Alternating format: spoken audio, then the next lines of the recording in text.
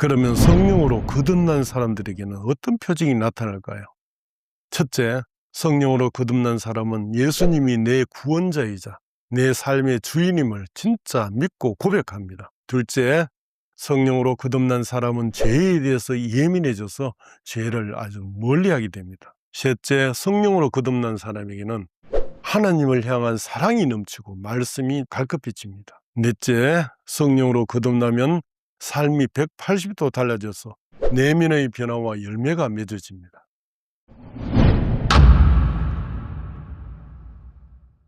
안녕하세요. 김재근 변호사입니다. 이번 시간에는 나는 과연 성령으로 거듭났을까? 또 부제로 당신은 거듭났습니까? 라는 주제로 말씀을 드리겠습니다. 지금 교회에 열심히 출석하고 나름대로 열심히 봉사하는 당신은 진짜 성령으로 거듭났습니까? 성령으로 거듭나서 구원의 확신을 가지고 계십니까? 오늘 죽어도 천국 갈 확신이 있습니까? 이런 질문을 한다면 망설이지 않고 예! 라고 대답할 사람이 몇이나 있을까요? 하나님을 믿고 교회에서 열심히 예배드리고 봉사하는 성도들조차도 종종 죄로 넘어지고 영적 번아웃을 겪거나 낙심할 때마다 이렇게 뜨뜻미지근하고 자꾸 넘어지는 내가 과연 성령으로 거듭난 것이 맞나? 라고 의심하게 되죠. 성령의 역사는 초대교회에서만 존재한다는 그런 교단도 있기는 하지만 대부분의 교단 교회에서는 성령의 역사를 믿음의 기본으로 가르칩니다. 성경에는 성령이 아니고서는 예수님을 주라고 신할 수 없고 성령으로 거듭나지 않고는 천국을 볼 수도 들어갈 수도 없다고 분명히 선언합니다. 우리가 그토록 갈망하는 구원도 성령으로 거듭나지 않고는 이룰 수 없는 거죠. 요한복음 3장 8절에서는 바람이 임의로 불매 내가 그 소리는 들어도 어디서 와서 어디로 가는지 알지 못하나니 성령으로 난 사람도 다 그러하니라 라고 해서 성령이 어떻게 오고 그 모습이 어떤지 눈에 보이지 않지만 분명히 존재하면서 주변을 변화시키는 바람처럼 성령의 역사나 거듭남은 오로지 하나님의 주권적인 선택에 있다는 것을 보여줍니다. 즉 하나님이 주권적인 은혜의 결정으로 택한 사람에게 눈에 보이지 않는 방법으로 성령을 부어주시는데 어떤 이에게는 가랑비에 옷 젖듯이 오랜 시간을 두고 서서히 성령을 부어주시고 또 어떤 이에게는 폭포수처럼 한꺼번에 이렇게 쏟아부어 주십니다. 자, 성도라면 내가 정말 성령으로 거듭난 사람인지 고민하고 스스로 돌아보는 것은 영적인 여정에서 매우 자연스럽고도 중요한 과정입니다. 요한복음 3장 3절에서 예수께서 대답하시되 진실로 진실로 내게 이르노니 사람이 물과 성령으로 나지 아니하면 하나님 나라에 들어갈 수 없느니라 라고 하셔서 성령으로 거듭나지 않으면 이제 하나님 나라를 볼 수도 들어갈 수도 없다고 하시기 때문에 성령으로 거듭난다는 것은 성도들이 절대적으로 강구해야 되는 신앙의 가장 기본적이고 중요한 전제가 됩니다. 제자들조차도 오순절 마가다락방에서 성령 세례를 받기 전까지는 지식적 감정적으로 믿는 그런 믿음의 수준에 머물렀다가 성령 받은 후에 담대한 그리스도의 전사로 180도로 이제 바뀌었듯이 우리도 성령을 받아야 비로소 내 속에 들어오신 성령님이 나를 근원적으로 변화시켜 주십니다. 성령으로 거듭남은 사람의 생각이나 가치관, 삶에 대한 태도를 완전히 180도 바꿔놓습니다. 단순한 감정의 폭발이나 신비한 체험만으로 설명할 수는 없고 우리의 마음과 삶에 일어나는 근본적인 변화를 통해서 알 수 있습니다. 즉 성령으로 거듭난 사람인지 여부는 모호한 것이 아니라 그 사람의 삶에서 맺어지는 열매를 보면 분명히 알 수 있습니다. 마태복음 7장 17절에서 20절까지 말씀에서 이와 같이 좋은 나무마다 아름다운 열매를 맺고 못된 나무가 나쁜 열매를 맺나니 좋은 나무가 나쁜 열매를 맺을 수 없고 못된 나무가 아름다운 열매를 맺을 수 없느니라. 아름다운 열매를 맺지 아니하는 나무마다 찍혀 불에 던져지느니라. 이러므로 그들의 열매로 그들을 알리라 라고 하신 것처럼 성령으로 거듭난 사람은 그 열매로 거듭났는지 여부가 다 알 수 있다는 겁니다. 자, 그렇다면 과연 내가 성령받아 거듭난지를 알고 싶다면 일반적으로 성령으로 거듭난 사람들에게는 그 삶에서 어떤 표징들이 나타나는지, 어떤 열매가 맺어지는지 알아보고 내 삶에 그런 표징들이 나타나는지 대입시켜 보면 확인이 가능합니다. 그러면 성령으로 거듭난 사람들에게는 어떤 표징이 나타날까요? 첫째, 성령으로 거듭난 사람은 예수님이 내 구원자이자 내 삶의 주인임을 진짜 믿고 고백합니다. 고린도전서 12장 3절에서 성령으로 아니하고는 누구든지 예수를 주시라 할 수 없느니라 라고 하셨듯이 예수님이 내 주님이라는 단순한 지적 동의를 넘어서 그분이 나를 위해서 십자가에서 죽으시고 부활하셨음을 내 영혼이 깊이 이제 받아들이게 되는 거죠. 입으로만 외치는 게 아니라 마음 깊이 스며들어서 무장되는 겁니다. 성령으로 거듭난 사람은 자신의 의나 선행에 의지하지 않고 오로지 십자가의 공로나 예수 그리스도의 보혈만 그 유일한 구원의 소망으로 붙들게 됩니다. 찰스 스펄전은 성령은 우리 손에 쥐어진 것을 내려놓게 하고 그리스도를 붙잡게 만든다고 했습니다. 둘째, 성령으로 거듭난 사람은 죄에 대해서 예민해져서 죄를 아주 멀리하게 됩니다. 성령이 임하시면 우리 안에 거룩한 기준이 세워지게 됩니다. 그래서 전에는 아무렇지 않게 행하던 죄가 예민하게 자각되어서 마음이 아프고 부끄러우면 하나님 앞에 죄송한 마음, 애통함이 생겨서 더 이상 죄를 짓지 않게 됩니다. 내 속에 오신 성령님이 인간의 가식과 위선을 벗겨내어 자신이 철저한 죄인임을 깨닫게 해 주시는 거죠. 그래서 요한 1서 3장 9절에서는 하나님께로부터 난 자마다 죄를 짓지 아니하나니 이는 하나님의 씨가 그의 속에 거하며 그도 범죄하지 못하는 것은 하나님께로부터 났음이라 라고 합니다. 그러나 성령으로 거듭났다고 더 이상 죄를 안 짓는 사람이 된다는 뜻은 아닙니다. 거듭난 사람도 죄를 짓게 되지만 죄에 안주하거나 사로잡히지는 않는다는 것이죠. 즉시 죄를 지어도 이제 돌아서고 성화되어 갈수록 죄를 짓는 횟수가 현저히 줄어갑니다. 죄를 지었을 때 그것을 합리화하지 않고 몹시 아파하고 괴로워하면서 죄를 진정으로 미워하고 그 죄로부터 돌아서려는 참된 회개가 일어납니다. 성령님이 그렇게 붙잡아 주시기 때문입니다. 셋째, 성령으로 거듭난 사람에게는 하나님을 향한 사랑이 넘치고 말씀이 갈급해집니다. 성령으로 거듭나면 나같이 더럽고 완악한 죄인을 건져주신 하나님이 너무나 감사하고 하나님에 대한 사랑이 불일 듯이 타오르게 됩니다. 사랑하는 연인 사이에 서로에 대해서 속속들이 알고 싶어하는 것처럼 하나님을 사랑하게 되면 하나님을 더 잘 알고 싶은 마음이 폭발할 정도가 됩니다. 그래서 누가 시키지 않아도 하나님 말씀이자 하나님 자체이신 성경을 알고 싶고 깨닫고 싶은 그런 갈급한 마음이 샘솟아서 성경을 탐독하고 더 깊은 이해를 위해서 기독교 고전들도 이제 섭렵하게 됩니다. 수많은 좋은 설교들을 쉼없이 또 듣고 하나님을 만나는 예배를 또 사모하고 찬양과 기도에 힘쓰게 됩니다. 성령을 받으면 사탄의 종에서 이제는 하나님의 자녀로 신분이 이제 바뀝니다. 그래서 하나님이 더 이상 두려운 분이 아니고 더없이 친밀한 관계인 우리 아빠, 아버지가 됩니다. 로마서 8장 15절에서 너희는 다시 무수하는 종의 영을 받지 아니하고 양자의 영을 받았으므로 우리가 아빠, 아버지라고 부르짖느니라 라고 하신 것처럼 종전에 하나님이라고 기도하던 것이 이제는 하나님 아버지, 아버지라고 부르면서 기도하게 됩니다. 온 우주의 창조주이시자 거룩하신 하나님을 감히 아빠라고 부를 수 있는 특권이 성령으로 거듭난 자에게 주어지는 겁니다. 넷째, 성령으로 거듭나면 삶이 180도 달라져서 내면의 변화와 열매가 맺어집니다. 성령으로 거듭나면 삶이 안팎으로 180도 달라집니다. 90도, 120도도 아니고 완전 반대편에 있는 180도로 달라지는 겁니다. 성령으로 거듭남은 내면의 변화에서 시작해서 반드시 외적인 삶의 태도 내지 열매로 나타납니다.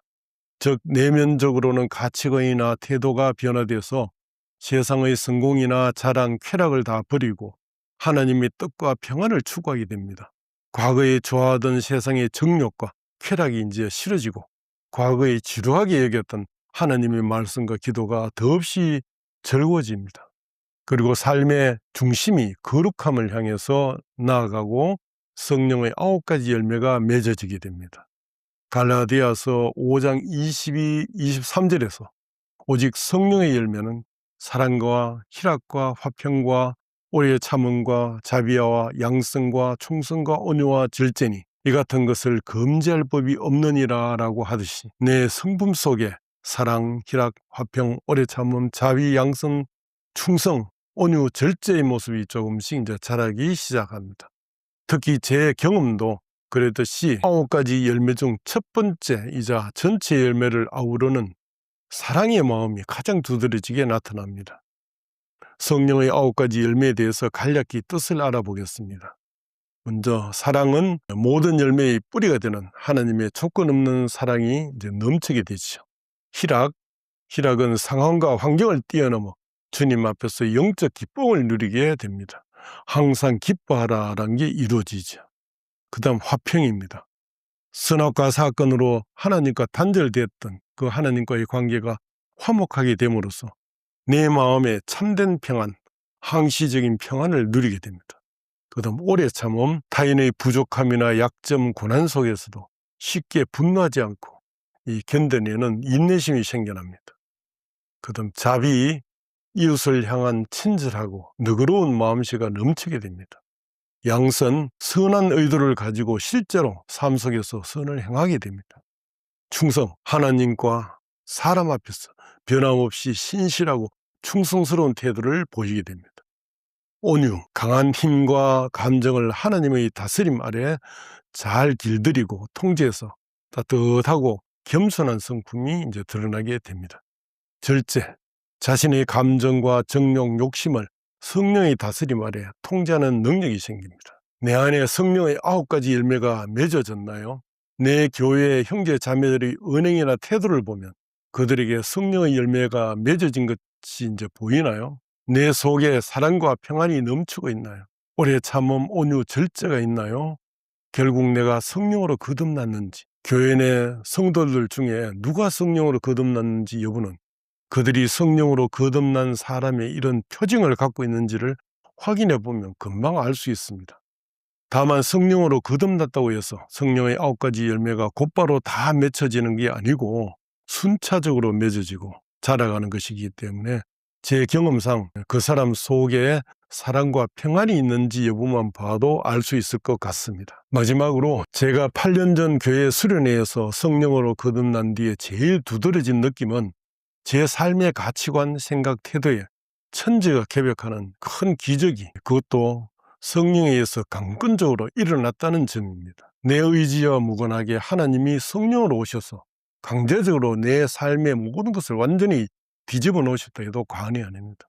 제가 그동안 성령으로 거듭난 후 제 삶이 180도 변화됐다거나 제 속에 홍해가 갈라진 것 이상의 이런 기적이 일어났다고 제가 줄기차게 이렇게 표현하고 있는데 그 어떤 표현으로도 내 삶 속에 이 거대한 변화를 다 담을 수가 없습니다.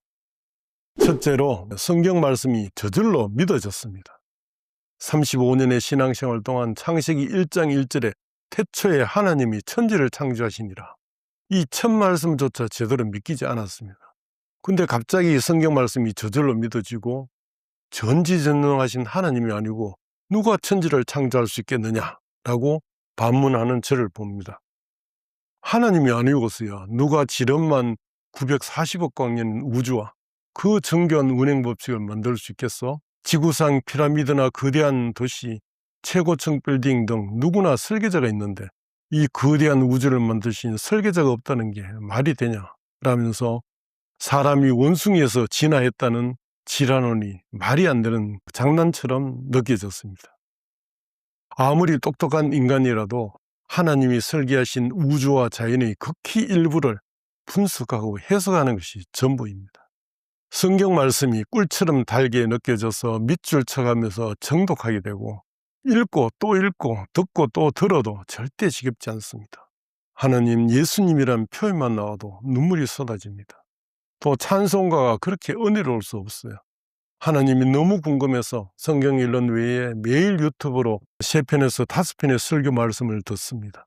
그리고 기독교 고전을 수십 권을 읽으면서 나날이 하나님을 알아가고 있습니다. 내 아빠, 아버지 하나님을 알아가는 삶이 얼마나 기쁘고 감사한지, 그동안 내 속에 자리하면서 괴롭혔던 걱정, 근심, 염려는 거의 희미해지고 평안과 세상에 대한 담대함이 내 삶 속에 강력히 자리했습니다.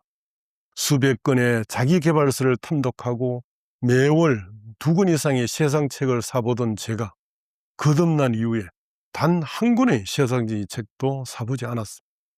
사도 바울처럼 지혜의 근본인 하나님의 말씀인 성경 외에는 모든 이 세상적인 책은 배설물로 여겨졌기 때문이죠.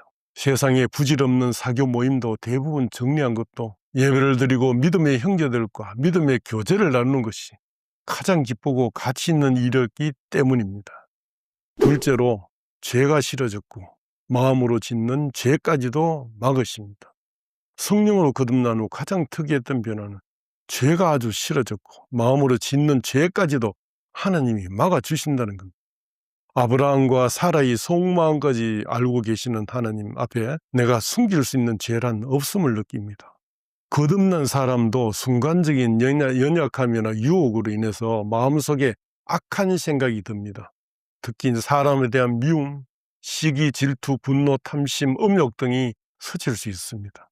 그런데 제 머리의 한 부분에 시멘트 옹벽이 이렇게 딱 쌓여져 있는 것처럼 죄가 들어오는 통로를 완전히 이렇게 막고 있는 걸 느껴집니다. 죄와 관련된 생각이 침투하려고 하면 제 머릿속 이 옹벽에 부딪혔는지 갑자기 제가 그때는 술에 좀 만취한 사람처럼 약간 멍한 상태로 변해서 아무 생각이 나지 않습니다.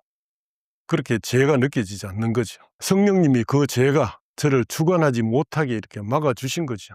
그래도 일부는 그 옹벽을 뚫고 이제 들어오는 경우도 있습니다. 근데 짧은 시간 안에 이게 쫓겨나가는 것을 느낍니다. 과거에는 제가 죄의 노예가 돼서 제가 이끄는 대로 이제 끌려다녔죠. 그런데 이제는 내 안에 계신 성령님이 브레이크 역할을 해줍니다. 즉, 제가 마음으로 이제 죄를 지으려 할 때 성령님이 강력하게 간섭하셔서 마음을 이렇게 돌이키게 해주시는 것 같습니다. 셋째, 마음의 항시적인 평안입니다. 제가 성령으로 거듭나기 이전에도 개인적으로 가장 간절히 가지고 싶었던 마음의 상태가 바로 평안이었습니다. 마음이 평안한 게 너무나 간절했습니다. 변호사 업무를 하면서 사건 처리와 의뢰인을 대할 때 받는 그 스트레스는 상상 이상이었고 늘 이 뒷골 당기는 심적 고통으로 마음이 편할 날이 없었죠. 그래서 어떻게든 마음의 평안을 얻어보려고 수백 권의 고전이나 마음 다스리는 책들을 읽었습니다. 또 믿음이 부족하니까 기도빨이 좋다는 유명 사찰을 찾아다니면서 부처님께도 빌어봤습니다. 그러나 그런 노력이 일면은 잠시의 평안뿐이었고 매일매일을 어떤 근심 걱정이 몰려와서 각종 스트레스에 절어서 살았습니다. 그런 나에게 성령님이 찾아오신 후에 제 마음속에 거짓말처럼 항시적인 이 평안이 단번에 실현됐습니다. 단번에 35년을 무지개나 파랑새 찾듯이 찾아 헤매던 제게 마음의 평안이 갑자기 확 들어와서 자리 잡았어요. 그리고 지금까지도 그 평안이 깨뜨려지지 않고 있습니다. 이렇게 제가 하나님께 항복하면 할수록, 거룩한 성화의 길을 가면 갈수록 평안은 더욱더 단단해지는 것 같습니다. 하나님께 항복하고 내 모든 것을 맡기면 맡길수록 걱정, 근심, 염려, 불안이 사라지게 되니까 마음이 이제 평안할 수밖에 없는 거죠. 그러니 제가 살아서도 천국 같은 평안한 삶을 살게 해주시고 이 평안은 8년의 세월을 지나면서 더욱 강하고 단단하게 제 마음을 지켜주는 것 같습니다. 넷째, 넘치는 사랑의 마음입니다. 성령으로 거듭난 후 사람들이 그렇게 사랑스러워졌습니다. 이게 도무지 말로 설명이 안 될 정도입니다. 내 가족이 사랑스럽고 내 이웃, 내 직장의 식구들이 사랑스러워 미칠 지경까지 됐습니다. 이전에도 나는 비교적 사람들에게 친절한 편이었지만 마음속으로는 알게 모르게 사람을 여러 가지 세상적 기준으로 구분했고 겉으로는 점점 빼면서 말을 안 했지만 미워하는 사람, 질투하는 사람, 꼴불견인 사람들이 너무나 많았습니다. 그래서 그들을 정죄하기 바빴습니다. 그러나 성령 하나님이 나를 180도 바꿔주신 후 제게는 이 세상에 딱 두 가지 유형의 사람만 존재합니다. 너무나 사랑스럽고 친밀하게 느껴지는 우리 믿음의 형제 자매들, 그리고 또 하나, 하나님 모르는 불쌍한 세상 사람들, 딱 두 가지입니다. 하나님을 함께 믿고 따르고 천국까지 같이 갈 믿음의 성도들에 대한 애착감은 상상을 초월할 정도고, 하나님이 천국에서 영생을 함께 누리게 될 형제 자매들과의 친밀한 관계를 이 땅에서부터 가지게 해 주신 것이 너무나 감사하죠. 그런데 하나님을 모르는 세상 사람들은 불쌍하기 그지없습니다. 그가 대통령이든 재벌의 회장이든 하나도 부럽지 않습니다. 그들이 이 세상에서는 호의호식하고 권력을 마음껏 누리지만 그들이 갈 곳은 지옥뿐이기 때문이죠. 한때 제가 서울의 강남역을 지나가다가 대한민국 최대 재벌 그룹의 빌딩을 보면서 그 회장이 부러워서 배가 아팠던 적이 있습니다. 참 말도 안 되죠. 당시 서울에 땅 한 평 없던 제가 감히 그 회장하고 비교한다는 게 스스로도 생각해보면 우스웠지만, 그때는 그런 말도 안 되는 시기 질투심이 생기더라고요. 내 속에 육신의 정욕, 안목의 정욕, 이생의 자랑, 끝없는 탐욕으로 가득 차 있으니까 그랬던 거죠. 그러나 성령으로 거듭난 후에는 이 세상 천지 만물을 가지신 우주 최강의 부자이신 하나님이 내 아빠 아버지인데 세상 부자 권력자에 대한 부러운 마음이 다 사라지게 되고, 오히려 하나님 모르는 그 재벌 회장님을 하나님이 긍휼히 여겨달라고 회장님을 위해서 기도하게 되죠. 제 속에 부어주시는 넘치는 사랑을 주체할 수 없어서 아내와 새 아이들을 늘 허구해주면서 인사하고, 사무실 직원들도 어떻게든 더 잘 해주고 싶은 마음이 넘쳐서 능력이 닿는 한 급여나 복지 수준을 최고로 해주려고 노력합니다. 나아가서 하나님을 몰라서 지옥 갈 불쌍한 세상 사람들을 사랑의 힘으로 구원하기 위해서 언제 어디서든 전도를 하고 있는 저를 발견하게 됩니다. 다섯째, 마음이 온유하게 변합니다. 온유라 하면 단순히 나약하거나 무조건 참는 것이 아니라 그 단단함을 가지고 있으면서도 겉으로는 부드럽고 따뜻하게 대하는 태도, 감정과 힘을 스스로 통제할 수 있는 성숙함에서 나오는 힘이죠. 전에는 누가 나를 비난하는 투의 말이나 행동을 하면 분노가 치밀어서 얼굴이 붉어지고 반박을 하다가 싸움이 되기도 했습니다. 그러나 성령으로 거듭난 이후에는 나를 비난하거나 기분 나쁘게 하는 사람이 미워지는 것이 아니라 오히려 그를 불쌍하게 느껴져서 그를 위해서 이제 기도하게 됩니다. 그 사람이 자기의 감정을 추스리지 못하고 혈기를 부린 것이 안타깝고 불쌍한 마음이 들거나, 때로는 하나님이 그 사람을 도구로 사용해서 내 잘못을 일깨워 주신 것으로 느껴지기 때문이죠. 그 사람은 재수없이 나 때문에 하나님의 회초리로 사용되었으니까 내가 도리어 미안한 거죠. 그런데 온유함이 지면의 모든 사람보다 더했던 모세도 약속의 땅으로 들어가는 마지막 관문에서 혈기를 부려 하나님 말씀을 거역한 것 같이, 수많은 온유한 목사님들도 자주 무너지는 것이 운전 중에 끼어들거나 앞지르게 하는 운전자를 향해 혈기를 부리는 것이라고 합니다. 저도 당연히 이렇게 끼어드는 운전자에게 안 좋은 소리를 해왔는데 거듭난 이후에는 태도가 완전히 달라졌습니다. 그 끼어드는 운전자가 남이 아니라 똑같은 하나님의 자녀라 생각하니까 욕할 수 없는 것이고 그냥 무조건 끼워줍니다. 내가 가끔 끼어들려고 했을 때 사람들이 잘 안 끼워준 경험이 많았지만 그래도 나는 형제 사랑의 마음으로 무조건 끼워줍니다. 끼워주면서 얼마나 바빴으면 저럴까라고 하거나 얼마나 마음이 힘들면 욕먹을 줄 알면서 과속에 끼어들기까지 할까, 급하게 차를 모으는 습관을 고쳐야 할 텐데 라고 그 운전자를 이해하는 말을 하곤 하죠. 가족과 운전을 하다가 급하게 또는 깜빡이도 안 하고 끼어드는 차를 보면서 농담 삼아 이렇게 또 얘기했습니다. 화장실이 엄청 급한가 보다라고 말해서 온 가족을 웃긴 적도 있죠. 일에서 실수한 직원이나 자녀를 대하는 태도에서도 온유함이 중요합니다. 제가 30년 가까이 변호사 업무를 해오면서 직원들이 실수했다고 혼내거나 꾸짖은 일은 거의 없었습니다. 굳이 실수나 잘못을 꾸짖지 않아도 자신의 잘못을 누구보다 잘 알고 깨닫고 바로잡아 가더군요. 무엇보다도 내가 모범을 보이면서 열심히 일하고 살아가니까 다들 자신의 일처럼 성실히 열심히 일해줘서 얼마나 고마운지요. 몇 년 전에 1심에서 패소한 사건의 항소 기간을 놓쳐서 항소할 권리가 상실된 큰 사고가 났습니다.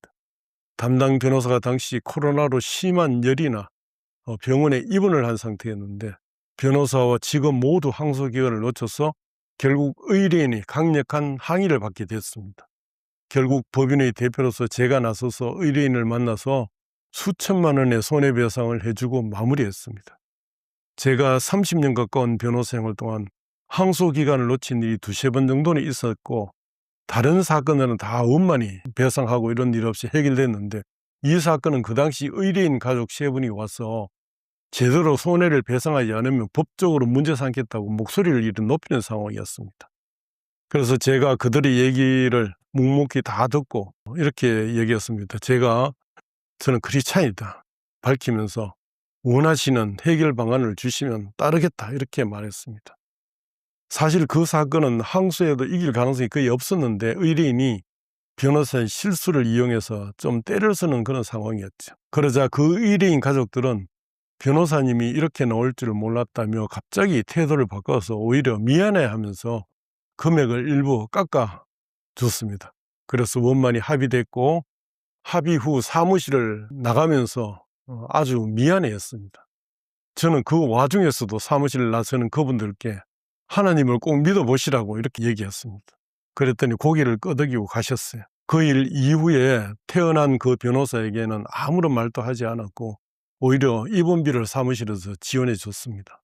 그런데 2, 3개월 후에 그 변호사가 상당히 큰 수임료의 사건을 수임해서 그때의 손해를 다 만회하게 해줬습니다. 몇 년 후에 퇴사를 할 때 저에게 인사를 하러 온 자리에서 이렇게 얘기했습니다. 제가 항소 기간을 놓쳤을 때쯤 퇴사할 계획이었는데 그런 사고를 저질렀는데도 전혀 문책하지 않으시고 오히려 격려해 주신 게 너무나 감사해서 지금까지 계속 근무하게 됐고 어쨌든 배려해 주신 데 대해서 너무나 감사드린다라고 그렇게 인사한 일이 있었습니다. 식당이나 카페에서 일하는 아르바이트생이 실수를 하거나 서비스가 조금 늦어질 때에도 그들의 입장이나 처지를 먼저 생각하게 됩니다. 그래서 천천히 주셔도 괜찮습니다. 고생 많으십니다 라고 따뜻한 말부터 먼저 건네게 됩니다. 약속 시간에 상대방이 늦어져도 전에는 마음속으로 상대방을 탓하고 안 좋게 생각했지만 지금은 늦어질 수도 있지 라고 생각하고 늦어진다고 연락이 오면 진심으로 급하게 서두르지 말고 천천히 오시오라고 이제 답하게 됩니다. 자녀들이 실수를 해도 저는 꾸짖거나 탓하지 않습니다. 괜찮아, 누구나 실수를 할 수 있지 라는 생각도 있지만 자녀들이 너무나 귀하고 사랑스러워 사랑해 주기에도 부족한데 어떻게 꾸짖을 마음이 들겠습니까? 저는 아이들이 잘못했을 때 첫째로 Are you okay? 이제 괜찮니? 어디 다치진 않았니? 하고 그 다음 No problem, don't worry, 문제없어, 걱정하지 마, I love you, 그럼에도 불구하고 늘 사랑한다 이렇게 이제 말하는 것을 좋아합니다. 아이가 가장 두려워하는 것은 내가 잘못을 저질러서 부모가 나를 미워하면 어쩌지? 라는 불안감입니다. I love you는 부모의 사랑이 어떤 조건, 즉 잘했을 때만 사랑하는 것에 의해 좌우되지 않는다는 것을 확신시켜 주는 거죠. 이 부드럽고 아름다운 표현들로 실수한 아이들이 놀란 마음을 일단 이제 감사나 준 뒤에 이제 이렇게 얘기하는 게 좋습니다. 마음이 좀 진정됐으면 이제 우리 깨진 조각을 같이 채워볼까? 다음에는 이런 실수를 안 하려면 어떻게 하면 좋을지 한번 같이 생각해 보자 라고 이제 아이가 스스로 잘못을 뉘우치고 상황을 수습할 수 있는 기회를 이렇게 주는 게 좋겠죠. 그런데 부끄러운 고백이지만 제가 거듭난 이후에도 잘 안 되는 것이 있습니다. 남의 말을 잘 경청하지 못한다는 것이죠. 가족들도 자주 이제 지적하지만 인내심 가지고 이제 들어주고 함께 아파해 주기보다도 성급하게 정답을 제시하면서 가르치려고 한다고 합니다. 또 사람들과 대화할 때 내가 하고 싶은 말부터 생각하다 보니까 다른 사람의 말을 잘 경청하지 않게 됩니다. 그리고 내가 생각해둔 말을 잊어버릴까 봐 다른 사람의 말을 자르면서 개입하기도 하는 저를 자주 이제 보게 되죠. 순모임이나 신회 등 믿음의 교제 시간에도 믿음이 좀 약한 성도가 자주 넘어지는 얘기를 하면 좀 답답한 마음에 개입해서 막 가르치려고 하는 경우가 많아서 저희 영적 교만을 없애달라고 이제 기도하기도 하죠. 그래서 상대방의 생각이 나와 달라도 일단 끝까지 경청한 뒤에 당신 입장에서는 그렇게 생각할 수도 있겠군요 라면서 상대의 존재와 의견을 존중해주는 태도를 가지려고 노력하고 있습니다. 여섯째, 절제하는 능력이 생깁니다. 저도 성령으로 거듭난 이후에 저희 감정과 정욕, 욕심을 성령님이 다스리고 통제해 주셔서 상당히 절제된 삶을 살고 있습니다. 세상 사람들이 좋아하는 돈, 권력, 명예, 쾌락, 사치품 등에 대한 관심이 없어지고 주식, 부동산 투자, 로또 등 아무런 관심이 없습니다. 그리고 술, 담배 안 하고 세상적인 유행과 책, 드라마, 영화, 오락, 게임에 관심이 없습니다. 세상적인 모험들도 거의 이제 정리했고 오로지 가정과 교회, 주어진 본업만 최선을 다하고 남는 시간은 전도하기, 성경 읽기, 말씀 묵상, 큐티 모임, 기도, 찬양, 신앙 유튜브 촬영 이런 거로 이제 시간을 보냅니다. 다만 부끄럽지만 아직도 이 먹는 것만큼 좀 잘 절제가 안 되네요. 그래서 살 빼는 게 잘 안 됩니다. 남들은 저를 정말 재미없게 산다고 비웃을지 모르겠지만 이렇게 보내는 삶이 얼마나 기쁘고 행복한지요. 저는 옛날에 술, 담배 안 하면 담배는 원래 안 했을까? 술 안 먹으면 이게 얼마나 재미없는 삶일까 이런 생각을 늘 했는데 술 안 먹어도 충분히 재미있습니다. 그리고 세상적인 거 관심을 안 가져도 충분히 재미있습니다. 저는 하나님이 데려가시는 날까지 절대 변함없이 신앙의 루틴을 유지하는 삶을 살아갈 것을 확신합니다. 무엇보다도 성령님이 주시는 최대의 선물은 예수님을 닮아가는 인품입니다. 그래서 제 사무실 책상 앞 컴퓨터 하단에 예수님 마음으로 예수님 대하듯이 라는 문구를 붙여놓고 의뢰인을 예수님같이 대하려고 노력하고 있습니다. 그전에는 귀찮게 하고 까다롭게 구는 의뢰인과 다투거나 미워하기도 하다 보니까 힘든 경우가 많았습니다. 그런데 까다로운 의뢰인도 예수님이 변신해서 오셨다고 생각하고 대하니까 내 사건 이상으로 충실하게 이제 처리하게 됐습니다. 그리고 의뢰인과의 관계가 이제 최상의 관계가 되는 그런 기적도 일어나기도 했습니다. 그 외에도 부지런함을 주셔서 일에 더욱 열중하게 해주시고 일과 문제를 풀어내는 솔로몬의 지혜를 이제 쏟아부어 주시는 것 같습니다. 무엇보다도 예수님을 닮은 사람들에게 둘러싸여서 행복하게 일하게 하시고 사무실 경영을 온전히 하나님께 맡기니까 하나님이 경영을 책임져 주시는 이런 기적을 매일 보면서 살고 있습니다. 옛날에 나는 그리스도와 함께 십자가에 못 박혀 죽었고 지금의 나는 그리스도와 함께 부활해서 다시 태어났으며 이제 내가 사는 것이 아니요 내 속에 들어오신 하나님의 영, 즉 성령님이 나를 운행하고 계심을 믿습니다. 이처럼 나는 하나님의 특별한 은혜인 성령에 힘입어 거듭났으니 하나님 부르시는 날까지 하나님만 바라보는 삶, 하나님께 충성하고 순종하는 삶을 살겠습니다. 감사합니다.